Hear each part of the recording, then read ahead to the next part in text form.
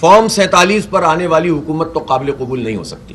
ہم امید رکھتے ہیں کہ جماعت اسلامی جو ہے نا اس میں اپنا بنیادی کردار ادا کرے گا. آج امیر جماعت اسلامی کی جو ایک نئی ذمہ داری ملی ہے تو ہم آئے تھے ان کو مبارکباد دینے کے لیے، اور ہم سمجھتے ہیں کہ ان کی بہت بڑی کنٹریبیوشن ہے. کراچی میں ایک بہت بڑی اس کی اسٹرگل رہی ہے، اور اس وقت ضرورت اس بات کی ہے کہ ملک جس صورتحال سے کا سامنا کر رہے ہیں تو ہمیں امید ہے کہ حافظ نعیم روان صاحب جو ہے نا ایز اے امیر جماعت اس مسئلے میں اپنا لیڈنگ رول پلے کریں گے، کیونکہ اس وقت جو ہے نا نہ ملک میں کوئی قانون ہے، نہ ملک میں کوئی آئین ہے، اور ملک بالکل بنانا ریپبلک بن گیا ہے.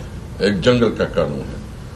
ایک آزاد ملک جو ہے نا اس طرح نہیں چلایا جا سکتا جب ملک میں انسانی حقوق بری طرح پامال ہو رہے ہوں، ناجائز مقدمے بن رہے ہوں، اور کسی کو اظہار رائے آزادی کا وہ نہ ہو، اظہار کا موقع نہ دیا جائے، پبلک کو جو ہے نا اپنا مینڈیٹ اس کا رسپیکٹ کیا جائے. مینڈیٹ ایک کو ملے، ادھر بٹھایا دوسرے آدمی کو.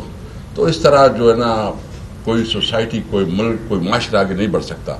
اس لیے ہم جو ہے نا ایک سیمینار بھی کرنا چاہتے ہیں، اور ہم چاہتے ہیں کہ اپنے ملک کے تمام وہ پولیٹیکل پارٹیز جو اس ایشوز پہ جو ہے نا کنسرن رکھتے ہیں، اس کو ایک پلیٹ فارم پہ ہونا چاہیے. جس طرح جی صاحب نے کہا ہے کہ کسی کو اقتدار میں لانے کی نہیں ہے، لیکن یہ اس ملک میں آئین اور قانون کی عملداری کے لیے یہ تحریک شروع ہے. ہم امید رکھتے ہیں کہ جماعت اسلامی جو ہے نا اس میں اپنا بنیادی کردار ادا کرے گا. میرے ساتھ جو ہے نا ہمارے سینئر لیڈر جو ہے نا عامر خان صاحب بھی ہے، ہمارے اپوزیشن لیڈر جو ہے پنجاب اسمبلی میں احمد صاحب وہ بھی ہے، اور ہمارے ڈپٹی اپوزیشن لیڈر بھی ساتھ آئے ہوئے ہیں. ہمارے ساتھ جو ہے نا وحدت المسلمین کی عباس صاحب بھی آئے ہیں، اور جو ہمارے سینیٹر صاحب منگر صاحب جو ہے نا بلوچ صاحب یہ آئے ہیں. تو ہم ایک جرگے کے طور پر آئے تھے، اور ہم نے کل جو ہمارے لائر برادری ہے اس کے ساتھ بھی میٹنگ کی ہے. ہم امید رکھتے ہیں کہ انشاءاللہ تعالیٰ اس ملک کو اس کے کرائسس سے نکالنے کے لیے جماعت اسلامی اپنا کردار ادا کرے گی.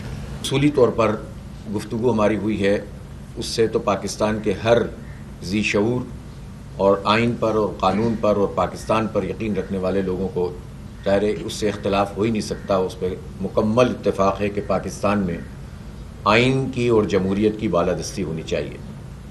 یہ کوئی رسمی بات نہیں ہے. جماعت اسلامی کو سب لوگ جانتے ہیں کہ اس نے آئین کے قیام کے لیے، اس کو بنانے کے لیے، جس طرح سے اس وقت جب یہ 73 کا آئین بنا تھا تو کی رول پلے کیا تھا تمام بڑی پارٹیوں کے ساتھ مل کر، اور حکومت سے نیگوشیٹ کر کے ایک اتفاق رائے کے ذریعے سے ایک آئین پاس ہوا تھا. وہ بہت بڑی کامیابی تھی، اور آج تک وہی بنیادی ڈاکومنٹ ہے جس نے اس ملک کو جوڑ کے رکھا ہوا ہے. کوئی کچھ بھی کہہ سکتا ہے ملک کے قائم رہنے کی وجوہات، لیکن ہم سمجھتے ہیں کہ اس پر جو آئین ہے ہمارا، یہی وہ چیز ہے، ڈاکومنٹ ہے جس نے اس ملک کو باقی رکھا ہوا ہے. لیکن بدقسمتی کی بات یہ ہے کہ یہ آئین بار بار پامال ہوتا ہے. ڈکٹیٹرز کے ہاتھوں بھی ہوتا ہے، اور بدقسمتی سے ان پولیٹیشین کے ہاتھوں بھی ہوتا رہا ہے کہ جو ڈکٹیٹرز کا سہارا لے کر یا اسٹیبلشمنٹ کا سہارا لے کر اقتدار میں آتے ہیں.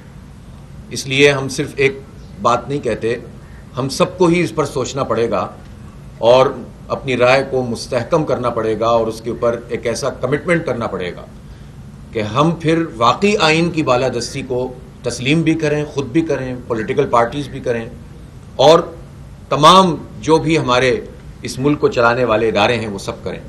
تو ہی یہ ملک آگے بڑھے گا، ورنہ تو گرداب میں پھنسا ہوا ہے، معیشت تباہ ہے. چاہے کتنے بھی باتیں کرتے رہیں اور کتنی ہی خبریں چلواتے رہیں کہ ملک معیشت اس کی بہت بہتر ہونے لگ گئی ہے اور مہنگائی ختم ہونے لگ گئی ہے، لیکن ایک عام آدمی سے جا کر آپ پوچھ لیں جس کا بجلی کا بل ابھی آنا شروع ہوگا تو پتہ چل جائے گا کہ ملک میں لوگوں کا کیا حال ہے. کسان کس طرح سے بلبلا رہے ہیں، پریشان ہیں کہ ان سے گندم نہیں خریدی جا رہی، امپورٹ کر لی گئی گندم. اور ایک بہت بڑی جال سازی قوم کے ساتھ اس وقت ہوئی ہے کہ جب پاکستان میں ڈالر کے لالے پڑے ہوئے تھے تو $1 بلین ہمارا یہاں سے چلا گیا.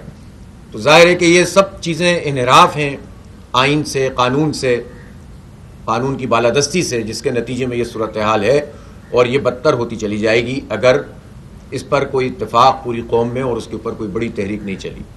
مسئلہ یہ ہے کہ تمام اداروں کو اس آئین کا اور اس کی حدود کا خیال رکھنا ہوگا. میں اپریشیٹ کرتا ہوں کہ آرمی چیف نے کہا کہ ہمیں اپنی آئینی حدود کا معلوم ہے، اور آئینی حدود کا انہیں معلوم ہے، تو مجھے یہ بھی یقین ہے کہ اب وہ ان حدود کا خیال بھی رکھیں گے، وہ بھی اور ان کے ادارے بھی، اور اس کے ساتھ ساتھ تمام پولیٹیشین بھی اس بات کا خیال رکھیں گے، تمام صحافی بھی رکھیں گے، تمام جمہوری لوگ بھی رکھیں گے، تمام عدلیہ کے ججز بھی رکھیں.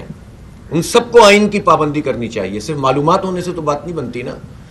اگر یہ سب اپنی اپنی آئینی پوزیشن پر چلے جائیں تو ایک گریٹر ڈائلاگ بھی شروع ہو سکتا ہے. لیکن اگر ہر کوئی یہ سمجھے کہ نہیں میری چھڑی اوپر رہے، میرا ڈنڈا اوپر رہے، میرا پیر اوپر رہے، تو پھر اس کے نتیجے میں تو بات آگے نہیں بڑھے گی. تو یہ گریٹر ڈائلاگ بن سکتا ہے، لیکن یہ اس وقت ہوگا کہ جب لوگ تسلیم کر لیں کہ ہم نے جو حدود کی خلاف ورزی کی ہے ہم پیچھے آئیں گے. اس کا آغاز ہوگا فارم 45 سے. فارم 47 پر آنے والی حکومت تو قابل قبول نہیں ہو سکتی، اس لیے کہ وہ ایک جال سازی کے ذریعے سے آئی ہے. فارم 45 بنیادی ڈاکومنٹ ہے جو لوگوں کے پاس اویلیبل ہے. کچھ جگہوں پہ تو انہوں نے یہ بھی کیا ہے کہ وہ فارم 45 کی بھی نوبت نہیں آنے دی ہے، لیکن وہ کم جگہ ہیں. بحیثیت مجموعی جس کے پاس وہ بنیادی ڈاکومنٹ موجود ہے کہ جو فارم 45 جاری ہوا جس پر پولنگ ایجنٹس کے دستخط ہیں اور پریزائڈنگ افسر کے، وہ جس کے پاس موجود ہے جوڈیشل کمیشن بنے اور اس کے مطابق ہو، تو میں سمجھتا ہوں کہ یہ آغاز ہو جائے گا. یہی ایک کامن مطالبہ بن سکتا ہے پوری قوم کا، اور اس کے ساتھ ساتھ سب کا یہ کمٹمنٹ ہو کہ آئندہ سب اس بات کا خیال رکھیں گے. جماعت اسلامی ایک جمہوری جماعت ہے. میں خود اگر آپ کے سامنے یہاں موجود ہوں، ایک جمہوری پروسیس سے انتخاب ہوا، تو ہم یہ سمجھتے ہیں کہ یہ انتخاب بھی، یعنی ہمارے گریٹر ایجنڈے میں یہ بات شامل ہو سکتی ہے کہ جمہوریت جماعتوں کے اندر بھی ہونی چاہیے. اس پر اتفاق رائے کریں کہ طلبہ، اسٹوڈنٹس، ان کی یونین کے انتخابات کے اوپر سب کا اتفاق ہو کہ وہ جمہوریت کی نرسری ہے.